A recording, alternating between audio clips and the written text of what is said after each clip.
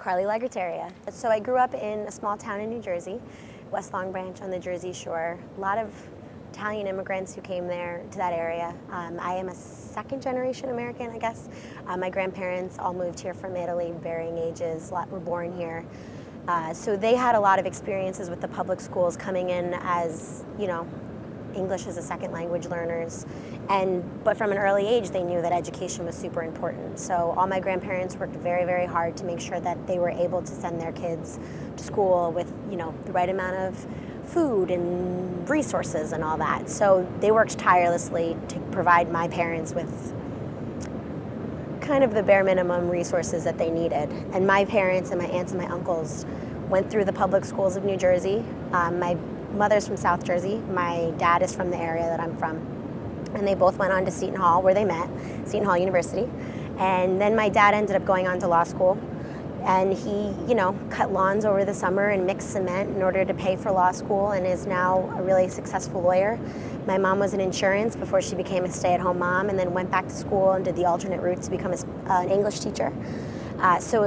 And obviously they instilled in me how important public education really was. Coming from a family where the ability to be upwardly mobile because of access to education was something that I always knew was important, right?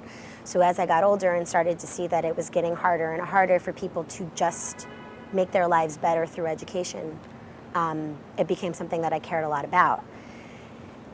Which, fast forward to being at college at GW, in a debate class when we were debating the hot issues of politics, no one wanted to talk about education.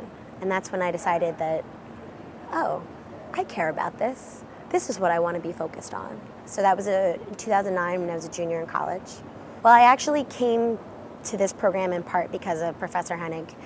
When I was a senior at GW, I wrote my paper on the rhetorical strategies that Bloomberg used around education in the 2011 election against Thompson.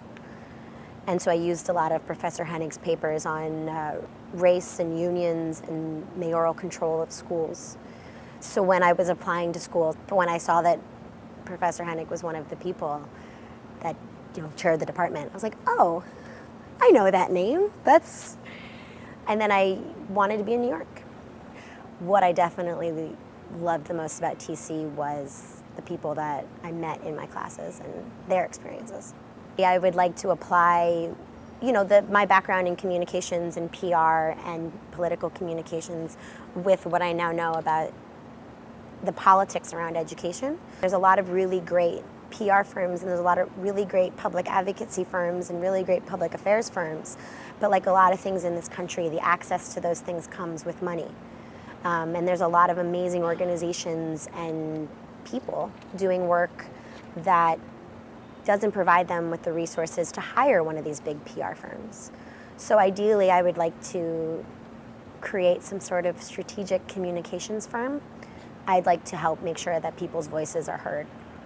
I just helped Professor Wells put on a conference on the Suburban, we called it the Suburban Promise of Brown, about how a lot of the issues following, 60 years after the Brown v. Board of Education decision, a lot of those segregation issues are in the suburbs, and how the suburbs are having a really difficult time in handling this new level of diversity and having a hard time being diverse. You're talking about these areas where whites fled cities in order to separate themselves, and suburban schools were always viewed as this holy grail. And you know what? That's why there's a lot more diversity, because people want to be in those suburban schools. But all of a sudden, a lot of these schools don't know how to handle having kids who don't necessarily know English, kids who come from poor parts of New York City or Philadelphia who are now moving into the suburbs. And I think that that's a huge injustice, because that's where my parents grew up, they grew up in the suburbs. They grew up with parents who didn't speak English. So I know perfectly well that education is the way that parents can provide their kids with the upward mobility. I would like to stay in New York and New Jersey because it was this area that allowed my parents to succeed, that allowed my aunts and uncles to succeed, that got me here, able to go to GW, which was at that point a very expensive school, able to put off working to come to Columbia to do this. So I think that this coming to TC is my way of paying it forward.